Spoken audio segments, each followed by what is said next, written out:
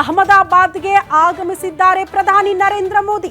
ಅಹಮದಾಬಾದ್ನ ದುರಂತ ಸ್ಥಳಕ್ಕೆ ಪ್ರಧಾನಿ ನರೇಂದ್ರ ಮೋದಿ ಅವರ ಆಗಮನ. ಎಕ್ಸಾಕ್ಟ್ಲಿ ಸಿವಿಲ್ ಆಸ್ಪತ್ರೆಗೆ ಈಗ ಪ್ರಧಾನಿ ನರೇಂದ್ರ ಮೋದಿ ಅವರು ಭೇಟಿ ಕೊಟ್ಟಿದ್ದಾರೆ. ಕಾರಣ ಗಾಯಾಳುಗಳ ಆರೋಗ್ಯ ವಿಚಾರಿಸುವುದಕ್ಕೆ ಪ್ರಧಾನಿ ನರೇಂದ್ರ ಮೋದಿ ಅವರು ಮುಂದಾಗಿದ್ದಾರೆ.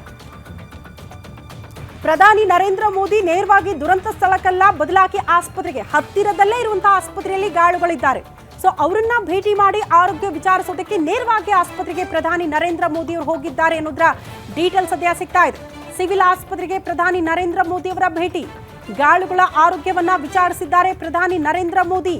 ಗುಜರಾತ್ನ ಸಿಎಂ ಕೂಡ ಅವರಿಗೆ ಸಾಥ್ ಕೊಟ್ಟಿದ್ದಾರೆ ಅನ್ನೋದ್ರ ಬಗ್ಗೆ ಮಾಹಿತಿ ಸಿಗ್ತಾ ಇದೆ. ಕೆಲವೇ ಕ್ಷಣಗಳಲ್ಲಿ ದುರಂತ ಆಗಿರುವ ಸ್ಥಳಕ್ಕೂ ಕೂಡ ಪ್ರಧಾನಿ ನರೇಂದ್ರ ಮೋದಿ ಅವರು ಭೇಟಿ ನೀಡಲಿದ್ದಾರೆ. ಯಾಕಂದ್ರೆ ದುರಂತ ಆಗಿರುವ ಸ್ಥಳದಲ್ಲಿ ವಾಸ್ತವ ಪರಿಸ್ಥಿತಿ ಹೇಗಿದೆ, ಏನಾಯ್ತು, ಎಕ್ಸಾಕ್ಟ್ಲಿ ನೇರ ದೃಶ್ಯಗಳು ಗ್ಯಾರಂಟಿ ನ್ಯೂಸ್ ನಲ್ಲಿ ಪ್ರಧಾನಿ ನರೇಂದ್ರ ಮೋದಿ ಅವರು ಸಿವಿಲ್ ಆಸ್ಪತ್ರೆಗೆ ಭೇಟಿ ಕೊಟ್ಟಿರುವಂತಹ ದೃಶ್ಯಗಳು. 30ಕ್ಕೂ ಹೆಚ್ಚು ಜನ ಗಂಭೀರವಾಗಿ ಗಾಯಗೊಂಡಿದ್ದಾರೆ ಈ ವಿಮಾನ ದುರಂತದಲ್ಲಿ. ಅವರಷ್ಟು ಜನ ಸಿವಿಲ್ ಆಸ್ಪತ್ರೆಯಲ್ಲಿ ಚಿಕಿತ್ಸೆ ಪಡೆದುಕೊಳ್ತಿದ್ದಾರೆ. ಹಾಗಾಗಿ ಗಾಯಾಳುಗಳ ಆರೋಗ್ಯ ವಿಚಾರಿಸುವುದಕ್ಕೆ ನೇರವಾಗಿ ಸಿವಿಲ್ ಆಸ್ಪತ್ರೆಗೆ ಪ್ರಧಾನಿ ನರೇಂದ್ರ ಮೋದಿ ಅವರ ಆಗಮನವಾಗಿರುವ ನೇರ ದೃಶ್ಯಗಳು. ಗಾಯಾಳುಗಳ ಆರೋಗ್ಯವನ್ನ ವಿಚಾರಿಸಲಿದ್ದಾರೆ ಪ್ರಧಾನಿ ನರೇಂದ್ರ ಮೋದಿ. ಅದಾದ ಬಳಿಕ ದುರಂತ ಸ್ಥಳಕ್ಕೆ ಅಲ್ಲಿ ಅಧಿಕಾರಿಗಳಿಂದ ಮಾಹಿತಿ ಪಡ್ಕೊಳ್ತಾರೆ.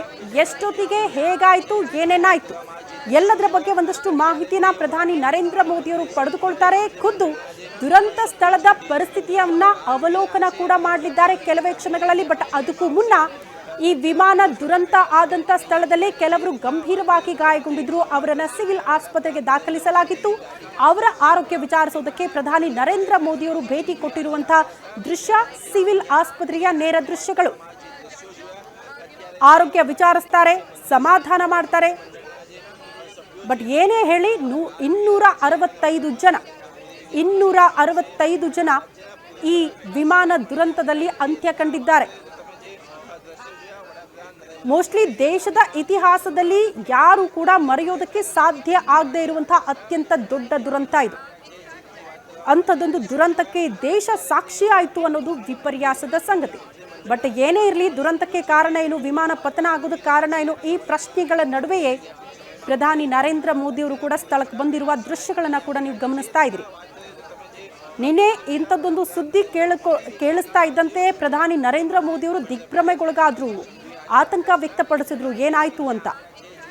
ಆ ತಕ್ಷಣಕ್ಕೆ ಅಲ್ಲಿ ಗೃಹ ಸಚಿವ ಅಮಿತ್ ಶಾ ಅವರ ಆಗಮನ ಆಯಿತು ಸ್ಥಳಕ್ಕೆ. ಅದಾದ ಬಳಿಕ ಈಗ ಪ್ರಧಾನಿ ನರೇಂದ್ರ ಮೋದಿ ಅವರ ಆಗಮನ ಸಿವಿಲ್ ಆಸ್ಪತ್ರೆಗೆ. ಕಾರಣ ಗಾಯಾಳುಗಳ ಆರೋಗ್ಯವನ್ನ ವಿಚಾರಿಸುವ ಸಲುವಾಗಿ. ಯಾಕಂದ್ರೆ ಈ ವಿಮಾನ ದುರಂತ ಆಗಿರುವಂತಹ ಸ್ಥಳ ಇದೆಯಲ್ಲ, BK ಹಾಸ್ಟೆಲ್, 50ರಿಂದ 60 ಜನ ವಿದ್ಯಾರ್ಥಿಗಳು ಊಟ ಮಾಡ್ತಾ ಇದ್ದಂತಹ ಸಂದರ್ಭದಲ್ಲೇ ಈ ವಿಮಾನ ಪತನ ಆಗಿರೋದು ಆ ಸ್ಥಳದಲ್ಲಿ. ಜಸ್ಟ್ ವಿದ್ಯಾರ್ಥಿಗಳು ಸೇರಿದಂತೆ ಕೆಲವರು, ಅಲ್ಲಿನ ಸ್ಥಳೀಯರು, ಅಲ್ಲಿನ ಸಿಬ್ಬಂದಿ, ಹಾಸ್ಟೆಲ್ನ ವಾರ್ಡನ್, ಈ ರೀತಿ ಕೆಲವರು ಗಂಭೀರವಾಗಿ ಗಾಯಗೊಂಡಿದ್ದಾರೆ.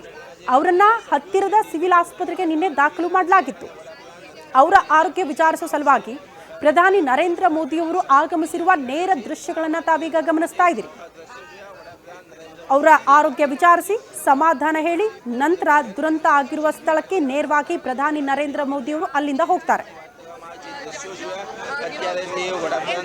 ಈ ಮಂಗಳೂರಿನ ಬಜ್ಪೆ, ಆರಂಭದಲ್ಲೇ ಹೇಳ್ತಾ ಇದ್ವಲ್ಲ, 2010ರಲ್ಲಿ ಮಂಗಳೂರಿನ ಬಜ್ಪೆಯಲ್ಲೂ ಕೂಡ ಅತ್ಯಂತ ದೊಡ್ಡ ವಿಮಾನ ದುರಂತ ಆಗಿತ್ತು ಅಂತ.